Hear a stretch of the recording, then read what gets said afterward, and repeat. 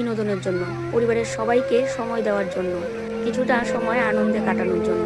কিন্তু একই পরিবারের 7টা মানুষ আজকে কতটা বিপদে পড়ে গেছে। তাহলে এই বর্ষার দিনে কোথাও ঘুরতেও যাওয়া অনেক রিস্ক।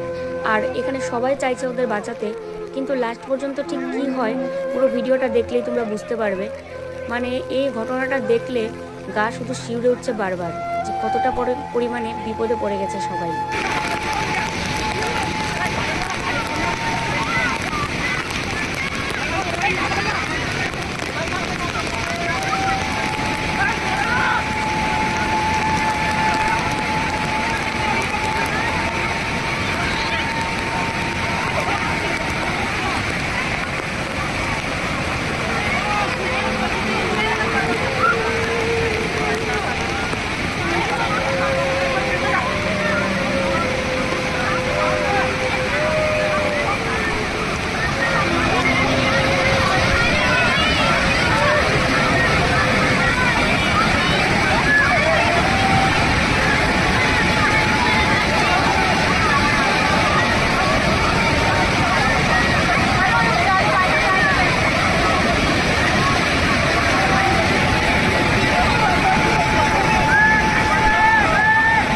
হঠাৎ করে এরকম বান চলে আসবে পরিবারের কেউই কিন্তু জানতো না। সবাই সবার মতো ঘুরছিল ফিরছিল, কিন্তু হঠাৎ করে এত বিপদ। পাহাড়ি জায়গাগুলো না ঠিক এরকম হয়। পাহাড়ের খাদে যদি একবার পড়ে যাওয়া যায় তাহলে কি অবস্থা হতে পারে, এদের দেখে কিন্তু শেখা উচিত। তবে এই মুহূর্তগুলো ভাবলেই আমার যেন কীরকম একদম বারবার গা কেঁপে উঠছে, যে সেই সিচুয়েশনে যদি আমরা থাকতাম তাহলে কি পরিস্থিতি হতো আজকে। চোখের সামনে দেখতে পাচ্ছে যে এত বিপদ, হয়তো বাঁচবো না।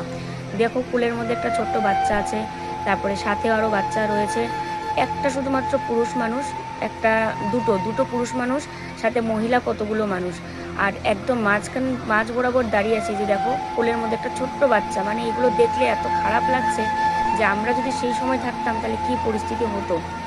আর একেবারে মাঝখানে দাঁড়িয়েছিল জলের ব্যাগ, মানে সময় যত যাচ্ছে বাড়ছিল, সময় যত যাচ্ছে তত বাড়ছিল।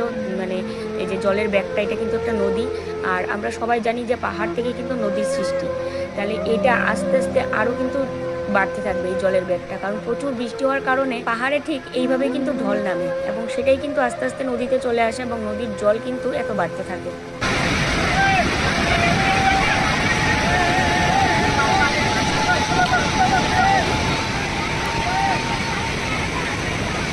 कोई भी बहुत तकलीफ होगी।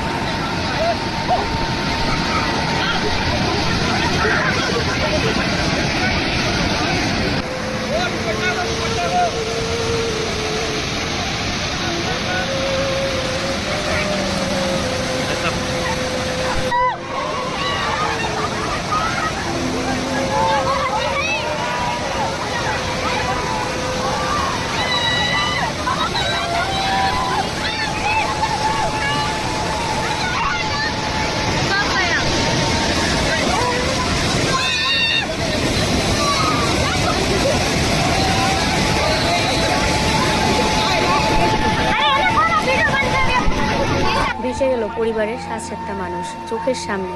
কারো কিছু করার আর কিন্তু ক্ষমতা থাকলো না। প্রকৃতির কাছে মানুষ কতটা অসহায়, তাই না বন্ধুরা? এমন পরিস্থিতি যেন কারো কোনোদিন না আসে। ভগবান সবার মঙ্গল করুন। জানি না তারপরে কি হলো।